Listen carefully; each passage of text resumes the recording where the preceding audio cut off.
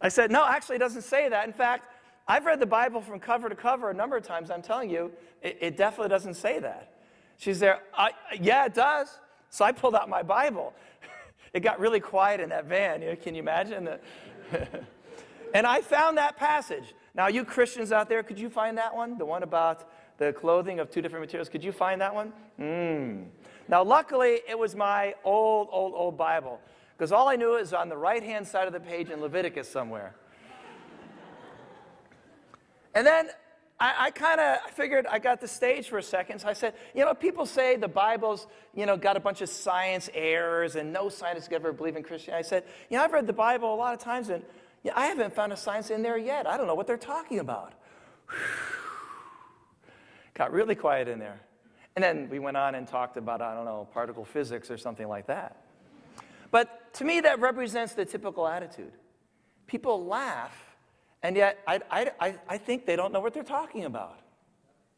Because, I have a PhD in chemical physics, and, and I read the Bible more skeptically than most, because that's what scientists are trained to do, is to think skeptically. And I'm still looking for that science here. And as far as it being philosophically suspect, I'd like to talk about that a little bit. So proposition number 1. The Bible is scientifically unsupported and probably insupportable. Is that right? Unsupported and insupportable, or is it Yeah, that's right. I think that's right. Okay, good. Now, here's the Papyrus Ebers. The Papyrus Ebers is relevant to the question because this is sort of a PDR of Egypt. It was first put together roughly 1,500 BC, which is in the same general time frame when Moses was around in Egypt, in fact. And scholars would say that probably the Egyptians had the most advanced knowledge of medicine in the ancient world. They had brain surgery and all kinds of interesting things. And through trial and error, they actually did discover some worthwhile medical knowledge.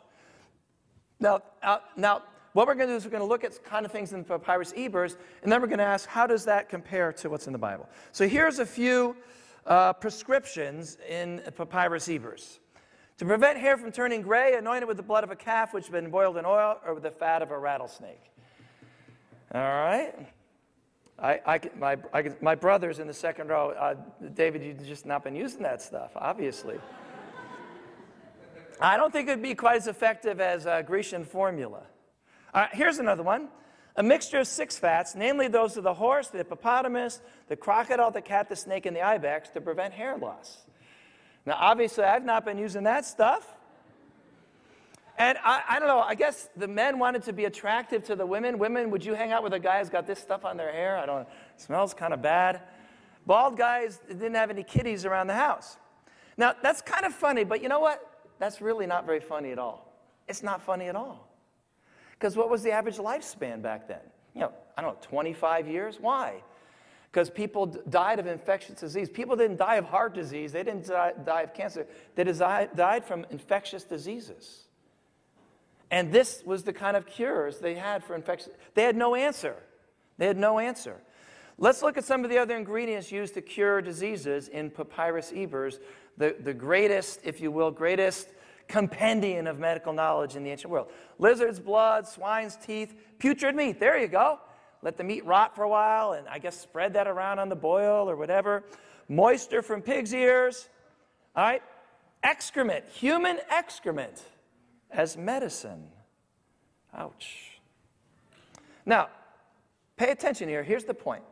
People say, the Bible, obviously just human document. It's just like anything else. It's Gilgamesh or Popol Vuh or, it's just Near Eastern writing. You can't take it seriously.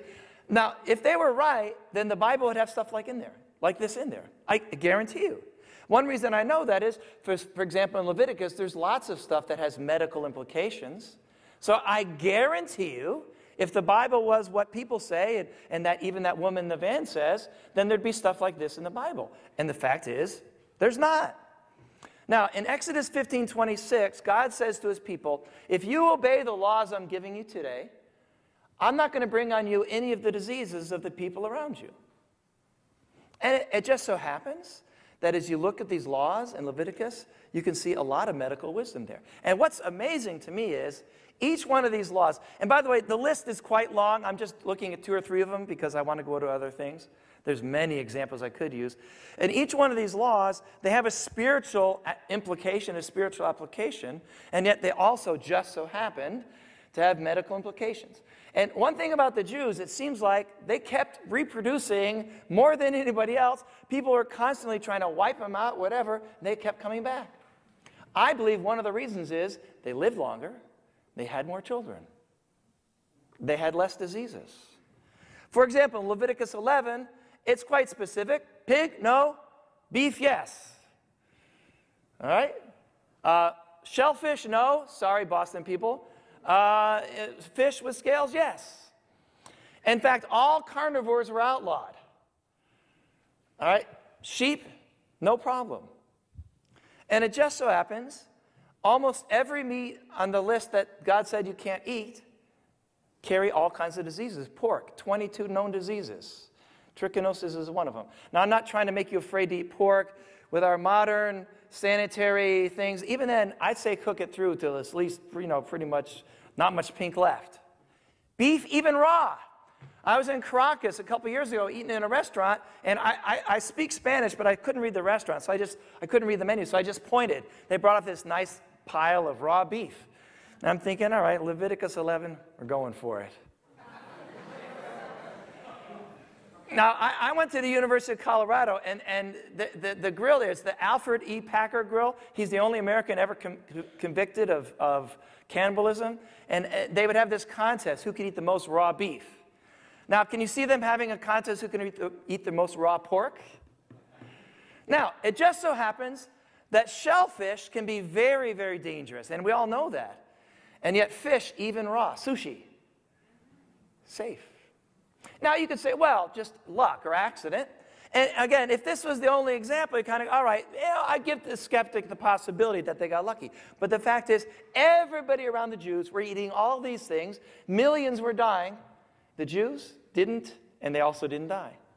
You could argue for coincidence, but remember, the claim is the Bible's scientifically unsupported and insupportable. I don't agree with that. Now, these are some things taken not from an Egyptian medical document, if you will, but from a Jewish document. And some people might say, well, the Jews were somehow knew this kind of stuff or whatever. So here you go. I'll read the second one. The gnat-feeble creature, taking in food but never secreting it. Wait, let's stop there. The claim is that flies or gnats don't have poop. Is that true? No, that's a science error. That's a science error right there. I challenge you to find something like that in the Bible. I challenge you to find anything like that. Anyway, so let me see. It's a specific against the poison of the viper. So I guess what they did is they must have kept a jar of flies around, because if you got bitten by a snake, I don't think you have time to catch enough flies. And then they crush them up, and I don't think it worked. On the other hand, here's what the Bible says if you touch a dead body. It says, whoever touches the dead body of anyone will be unclean for 7 days. He must purify himself with the water, and it also mentions ashes. I'm not quoting the whole thing. On the 3rd and 7th day, take some hyssop, dip it in the water, sprinkle the tent and the furnishings, and the people who are there. Seems kind of cruel. What kind of law is this? As my friend would say, what kind of law is that? How silly.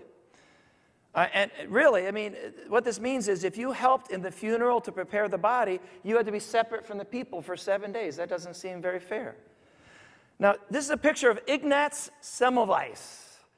He was a Serbian doctor working in Vienna in the 1840s.